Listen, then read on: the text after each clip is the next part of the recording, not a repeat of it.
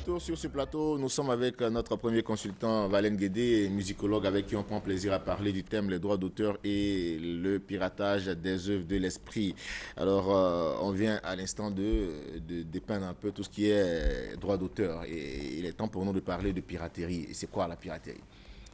La piraterie, c'est l'exploitation illicite d'une œuvre de l'esprit. Bien entendu, quand on l'exploite ainsi, tout ce que ça devait rapporter comme droit d'auteur, tout ça, de l'argent, c'est le voleur qui en profite.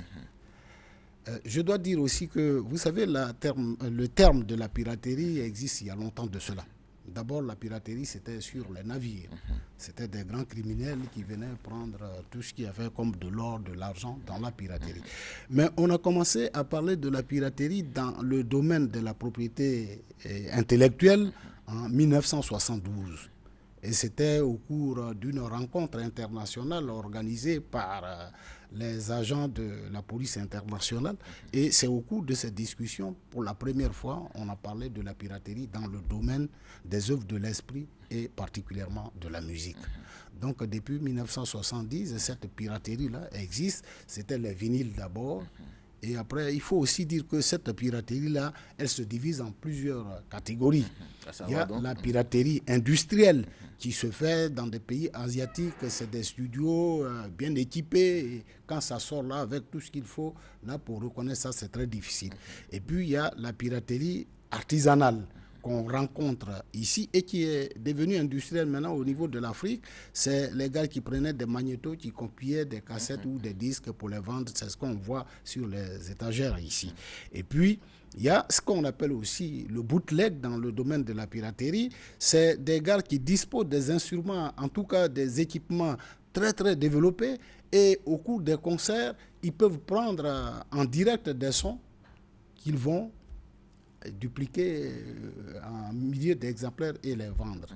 Alors, donc voilà les formes de la piraterie et je pense que la piraterie aujourd'hui on peut considérer ça entre guillemets comme le sida dans le domaine de la musique et des productions de l'esprit parce que plus aujourd'hui quand on sort un CD, avant même que le CD ne sorte, vous le voyez dans la rue ici, au Carrefour, il y a des gens qui viennent exploiter, qui viennent vendre ce truc. Bien entendu, on mène des actions, mais je crois en dehors du travail que fait la structure de lutte contre la piraterie interministérielle qui est mise sur le pied, et je pense que les citoyens eux-mêmes doivent prendre conscience de cela. Parce que quand vous arrivez au Carrefour, on vous tend un CD qui est mal ficelé, vous n'êtes pas obligé d'acheter. Et je crois que si les citoyens même aussi se mettent de ce combat-là, on peut arriver à réduire les angles de nuisance de la piraterie. Et puis, avec l'éthique qui sont venus, vous savez, l'évolution, c'est bien l'évolution, mais l'évolution aussi a des conséquences catastrophiques aussi sur les individus qui vivent dans la société. Mais aujourd'hui, avec Internet, on pirate facilement les œuvres de l'esprit. C'est bien vous le parlez, hein, M. Valen Guédé, de piraterie et autres, mais qu'est-ce qui a véritablement favorisé ce phénomène-là? Est-ce que ce n'est pas le fait que les artistes aujourd'hui ne sont pas bons?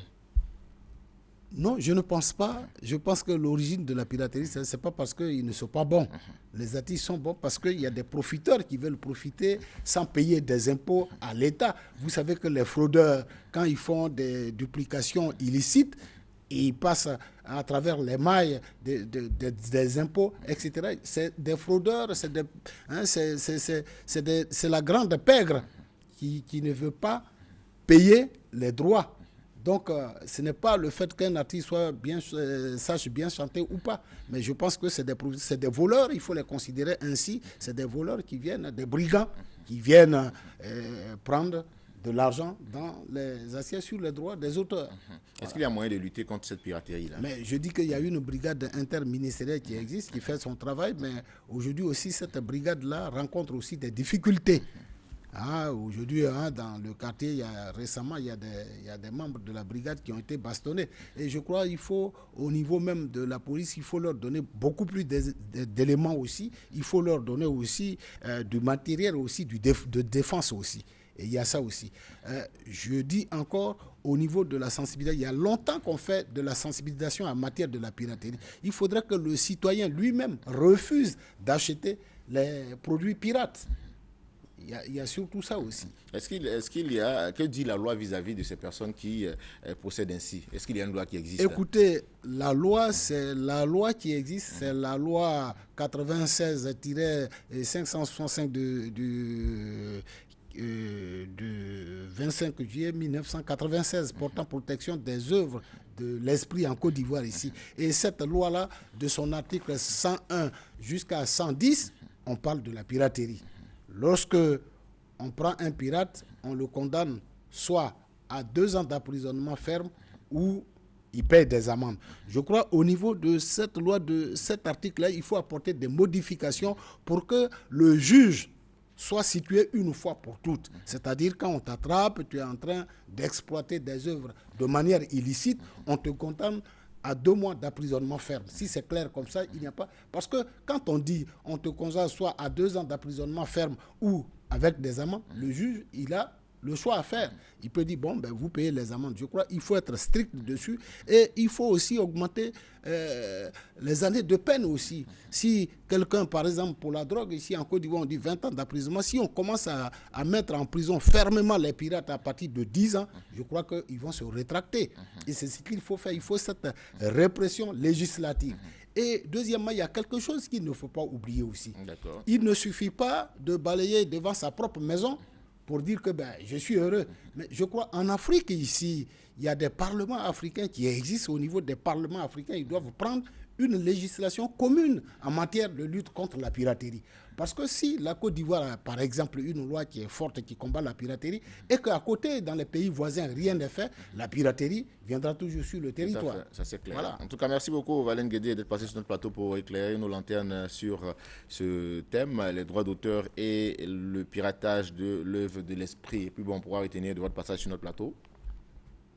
Comment? Qu'est-ce qu'on pourra retenir de votre passage sur notre plateau? Écoutez, on est là, toutefois que vous aurez besoin de moi, s'il y a des trucs qu'il faut éclairer, dire aux auteurs ou à tous ceux qui travaillent dans le domaine de la musique, je suis toujours prêt. Et la RTI, c'est notre maison aussi. On se fera fort de vous inviter. Est-ce que je peux te dire, donne-moi le boubou que je Je le ferai en fin d'émission. Bon, fils en a déjà parlé, mais bon, je le ferai en fin d'émission. Merci beaucoup. Valen Guédé qu'on accompagne avec cet élément que nous propose Christelle Akoussa.